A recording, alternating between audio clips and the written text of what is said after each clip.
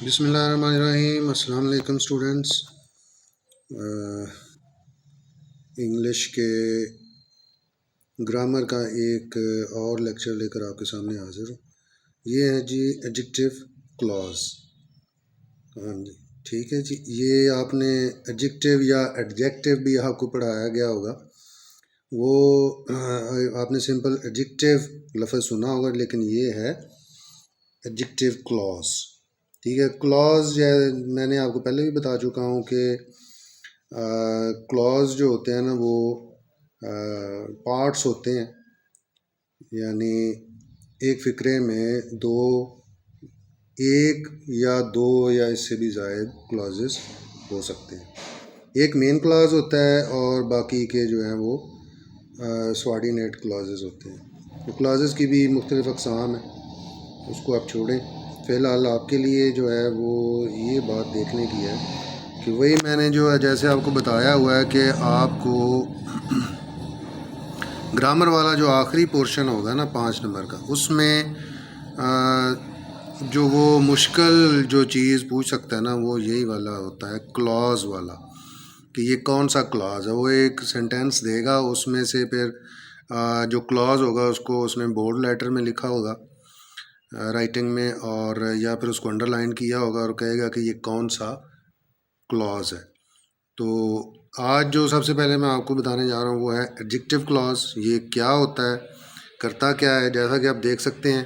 Function यानी इसका अमल क्या है, एक्शन इसका ये है कि ये मॉडिफाइज ए नाउन और pronoun in the main clause. Main जो क्लॉज होता है, जो फंडामेंटल पोर्शन है फ़िक्रे में, जो बुनियादी उसका हिस्सा है, उसमें जो कोई नाउन हो या प्रोनाउन हो उसके मुतल्लक होता है, उसकी तफसील बताता है, उसको आपके सामने एक्सप्लेन करता है, उसके बारे में आपको वजाहत करता है। कैसे, ये आगे आपको बताता हूँ। अच्छा, अब ये इसकी पहचान आप देख रहे हैं कि बिगिन्स विद, ये शुरू किसके साथ होंगे, रिलेटिव प्रोनाउन। ये रिलेटिव प्रोनाउन जो होते हैं ना उसके साथ ये शुरू होगा। और रिलेटिव प्रोनाउन ये भी आपका इसमें एक ही लेक्चर में आपको दो चीज़ें पता चल जाएंगी कि रिलेटिव प्रोनाउन कौन से होते हैं। प्रोनाउन यानी जो नाउन की जगह प्रोनाउन इस्तेमाल होता है, ऐसे that, which, who, whom, whose वगैरह वगैरह, ये रिलेटिव प्रोनाउन होते हैं। रिलेटिव प्रोनाउन यानी इनका रिलेशन होता है, जो कि पहले नाउन गुज़रा होता है उसके बारे में इन अल्फाज से उनको वाज़े किया जाता है कि विच, हु, दैट, होम या हुज़, ये हैं उसके रिलेटिव प्रोनाउंस। तो बाज़ औक़ात ये भी वो पूछ सकता है, वो किसी फ़िक्रे में दिया गया होगा हु, विच, हुज़ या होम या दैट, तो दैट जो है ना वो ज़्यादातर वो दैट भी दे सकता है किसी फ़िक्रे में, जिसको आप सिंपली एक जो दैट जिसको उर्दू में हम के का तर्जमा करते हैं, वो स्टूडेंट्स उसको वो समझेंगे और वो गलत कर बैठेंगे। ठीक है जी, जबकि दैट जो है वो रिलेटिव प्रोनाउन भी होता है। तो ये रिलेटिव प्रोनाउन जो है ना, इसकी भी आपको डेफिनेशन पता चल गई, बल्कि उसका आपको पता चल गया कि रिलेटिव प्रोनाउन कौन से होते हैं। ठीक है जी। And relative adverb such as where, when and why. ठीक है, ऊपर वाले रिलेटिव प्रोनाउन हैं, जबकि नीचे वाले तीन जो हैं वो उसने दिए हुए हैं रिलेटिव एडवर्ब्स। जो एडवर्ब्स होते हैं ना, रिलेटिव एडवर्ब्स, उसके साथ भी ये शुरू हो सकता है। क्या, एडजेक्टिव क्लॉज, जैसे कि वेयर, व्हेन एंड वाई। अच्छा, इसकी एग्जांपल जिससे आपको पता ज़्यादा चलेगा वो है ये देखें, the umbrella which has a broken handle is mine. अब पता चला, मुझे तो खैर पता चला, लेकिन आपको समझाना मकसूद है। अब देखें, तो कहता है द अम्ब्रेला, सिंपली एक नाउन, कहता है छतरी, which has a broken handle, जिसका हैंडल टूटा हुआ है, इज़ माइन, मेरी है। ठीक है, इसका मतलब है कि काफ़ी सारी छतरियाँ हैं, आप इसको ऐसे भी आप याद रख सकते हैं। फ़र्ज़ करें काफ़ी सारी छतरियाँ, 5-10 छतरियाँ पड़ी हुई हैं और वो आप कोई पूछता है कि हाँ जी आपकी कौन सी है या किस किस की छतरी है, तो एक बंदा उसमें वहाँ से उसकी निशानदेही करता है कि द अम्ब्रेला विच हैज़। अब देखें ये विच जो है ना, ये अम्ब्रेला को ज़ाहिर कर रहा है। विच ये रिलेटिव प्रोनाउन है अम्ब्रेला का। द अम्ब्रेला विच हैज़, जिसकी, जिसका हैंडल, हैज़ ब्रोकन हैंडल, जिसकी के हैंडल जो है वो टूटी हुई है, वो कहता है इज़ माइन, वो मेरी है।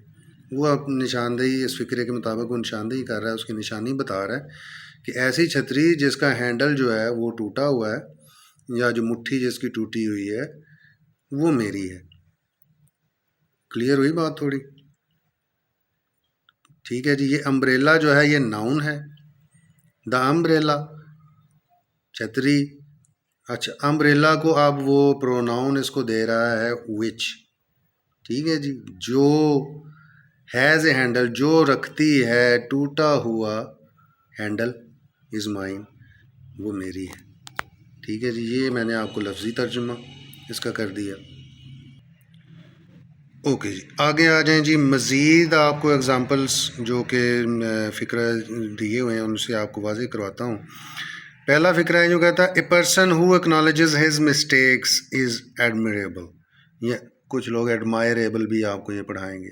ठीक है जी। वो कहता है एक शख्स, ए पर्सन हु एक्नॉलेजेस, ठीक है, जो कि वो कहता है एक्नॉलेज करता है या उसको वेटेज देता है अपनी हिज मिस्टेक्स, मान लेता है अपनी गलतियों को, इज़ एडमायरेबल, वो कहता है काबिल तारीफ़ है। अब गौर करें, ए पर्सन नाउन है, ए पर्सन कहता है एक शख्स, एक का मानी एक है, पर्सन शख्स को कहते हैं, और पर्सन का प्रोनाउन अब वो लगा रहा है, इसका रिलेटिव प्रोनाउन होता है हु। जानदार के लिए हु इस्तेमाल होता है। ठीक है जी। जबकि जो बेजान है उसके लिए विच इस्तेमाल होता है, जो कि पिछली एग्जांपल में आपने देखा। A person who acknowledges his mistakes, वो कहता है एक शख्स जो अपनी गलतियां तस्लीम करता है, मान लेता है, इज़ एडमायरेबल, तो कहता है वो काबिल तारीफ़ है, वो तारीफ़ के काबिल है, यानी वो एक अच्छा इंसान है, अच्छा आदमी है। नीचे आ जाए, people who live in glass houses should not throw stones. ठीक, पीपल लोग, हु जो, लिव रहते हैं। अब देखें हु जो है ये मॉडिफाई कर रहा है पीपल को। पीपल नाउन है तो नाउन आपके सामने वो डिस्क्राइब कर रहा है, उसको एक्सप्लेन कर रहा है, आपको उसकी तफसीलात बता रहा है कि जो लोग, वो लोग जो रहते हैं शीशे के घरों में, उनको पत्थर नहीं फेंकने चाहिए दूसरों पे। हाँ जी। ये जो मोस्ट इम्पॉर्टेंट मैं आपको बताना चाह रहा था, the books that have been recommended are out of stock. हाँ, वो कहता है द बुक्स, किताबें, दैट हैव बिन रिकमेंडेड। ठीक है, दैट हैव बिन, जो कि, अब यहाँ पर दैट का मानी ना वो है ना के है, यहाँ पर दैट का मानी जो है। ये बुक्स को ज़ाहिर कर रहा है, ये बुक्स की को मॉडिफाई कर रहा है, उसकी तफसीलात बता रहा है। देखें, the books that have been recommended, वो कहता है किताबें जो कि रिकमेंड की गई हैं, are all out of stock, वो कहता है वो स्टॉक में नहीं है, वो आज आपको मैसर नहीं है। ठीक है जी। तो ये नाजरीन आपका एडजेक्टिव क्लॉज था, और वो आम तौर पर क्लॉजेस देता होता है। तो है तो ये क्या है, थोड़ा मेच्योर किस्म का क्वेश्चन, लेकिन पिछले सालों में मैंने देखा है कि वो क्लॉजेस भी दे देता है, पूछ लेता है कि बच्चों को इनके बारे में भी टीचर्स ने बताया, क्योंकि आपकी टेक्स्ट बुक में शामिल है, तो फिर इसीलिए वो आपके एग्ज़ाम में पूछ लेता है। जबकि स्टूडेंट्स जो हैं वो इसको नहीं करते, वो आसान आसान ही कर लेते हैं। तो लेकिन वो अब ये मुश्किल चीज़ें भी डालता है। मुश्किल तो नहीं है, आप इसका थोड़ा सा अगर आप गौर करें, जैसे मैंने आपको समझाया है, और आपने गौर किया होगा कि मेरे जो लेक्चर है, मेरा पढ़ाने का तरीका कुछ और है। मैं क्योंकि जानता हूँ कि बच्चों को जो है ना वो ओवरलोड नहीं करना, वो इस काबिल नहीं है, या अब इतनी वो मेहनत करके राज़ी नहीं है, और उनको ओवर स्टफ़ नहीं करना चाहिए। आसान ज़ुबान में, आसान लैंग्वेज में, और जितना मुख्तसर हो सके उस तरीके से उनको अच्छे तरीके से टेक्निक्स के साथ उनको बताया जाए ताकि उनको समझ आ जाए। तारीफ़ें उनको लंबी लंबी चौड़ी अगर हम याद कराते रहेंगे या बताते रहेंगे तो उनको समझ नहीं आता। ये मेरे मुशाहदे की बात है। तो होपफुली गाइस आपको जो है वो ये बड़ा इंफॉर्मेटिव रहा होगा। तो मज़ीद जो है वो इंशाअल्लाह ताला मुफीद मालूमात के साथ नेक्स्ट वीडियो में हाज़िर होंगे। तब तक के लिए इजाज़त, और सब्सक्राइब करना, लाइक करना, शेयर करना ना भूलिएगा। तब तक के लिए अल्लाह हाफ़िज़ व नासिर।